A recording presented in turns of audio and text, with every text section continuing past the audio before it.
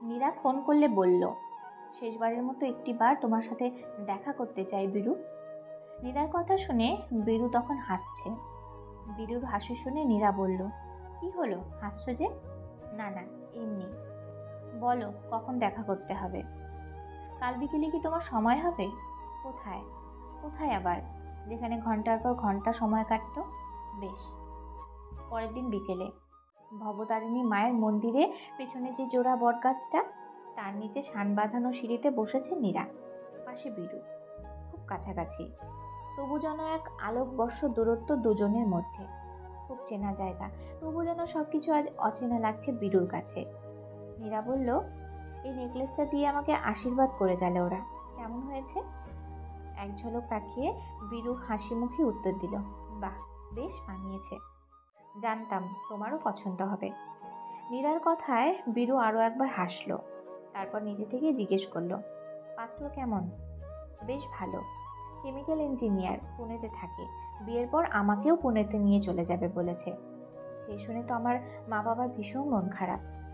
বাবা মায়ের একটা মাত্র মেয়ে তো, তাই। তা তোমার মন খারাপ হবে না? মা, আমার কেন মন খারাপ হতে যাবে? ঠিকই তো, আমি কি যা তা বলছি। নতুন জীবনে প্রবেশ করবে তুমি, সব কিছুই তো নতুন। সত্যিই তো, তোমার কেনই বা মন খারাপ হবে? গলার স্বরটা নিচু করে নীরা বলল, কাছে থাকতেই তো পারতাম। তুমি তো আর ভালো একটা চাকরিও জোটাতে পারলে না।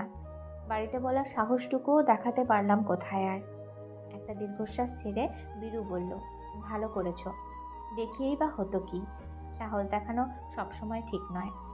নীরা যেন একটু অন্যমনস্ক হয়ে হঠাৎ করে বলে উঠল, বিকেলে পড়ন্ত রোদটা কি দারুণ, তাই না? দেখো দেখো, কি সুন্দর লাগছে। আর আমার ছায়াটা দেখো কত বড় লাগছে। এইটুকু একটা মানুষের কত বড় ছায়া। মানুষের থেকে তার ছায়া বড় হয়ে গেলে বুঝতে হবে দিন ফুরিয়ে এসেছে, একটা ঘোর অন্ধকার নামবে। এটাই তো সত্যি, তাই না?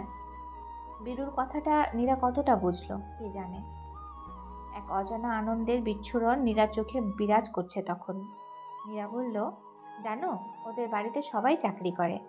আমারও হবু বর বলেছে বিয়ের পর আমাকেও চাকরি করতে হবে। আমি বলে দিয়েছি আমি ওসব চাকরি বাকরি করব না। ভালোই তো বলেছিল, তুমি তো আমার পছন্দ অপছন্দগুলো জানো। আমি সংসার করতেই ভালোবাসি। আর তুমি বলছো ও নাকি ভালো বলেছিল। বীরু খুব নরম সুরে আপন মনে বলে গেল সব কয়েকটা কথা। কেউ পেয়েও মূল্য বোঝে না, আর কেউ পেয়ে না বলে কেঁদে মরে। কিছু বললে? আরে না, কিছু না। আমার পছন্দ অপছন্দে কার কি বা যায় আসে। আর মাত্র 7টা দিন, তারপর 7 পাকে বাধা পড়বে। তা তোমার মন খারাপ লাগছে না? জীবনের এতগুলো পাক ঘুরে এসে এই 7 পাকটা বড় মিথ্যে মনে হয়। তবে তোমার জন্য শুভ কামনা নীরা। Thank you. তুমি বিয়েতে আসবে তো? নিশ্চয়ই। জানো নীরা, বিয়ের সাজে লাল টকটকে বেনারসিতে একদম সামনে থেকে তোমাকে দেখার স্বপ্ন বহুদিনের। তোমার স্মৃতি রঙিন হবে সেদিন, ওই লাল আকাশটার মতো। আর এমন দিনে তোমাকে না দেখে থাকতে পারবো? একটা কথা বলবো, তোমার সত্যিই কষ্ট হচ্ছে না? এতদিন যাকে নিজের করে দেখতে চেয়েছিলে সে যখন অন্যের হয়ে যাচ্ছে, তাতেও সত্যিই খারাপ লাগছে না? ভালোবাসার মানুষ ভালো আছে, এটা দেখতে পেলে পৃথিবীর কোনো খারাপ লাগাই আমাকে খারাপ লাগাতে পারেনি। সত্যি আনন্দ হচ্ছে, ভীষণ। তার মানে তুমি আমাকে ভালোই বাসোনি? অন্য কেউ হলে এতক্ষণে কেঁদে ফেলতো। জানো নীরা, এই পৃথিবীতে সব থেকে ভয়ঙ্কর হলো পুরুষ মানুষের কান্না। পুরুষের কান্না চোখে আসার আগে পুরুষ বুকে পাথর চাপাতে পারে।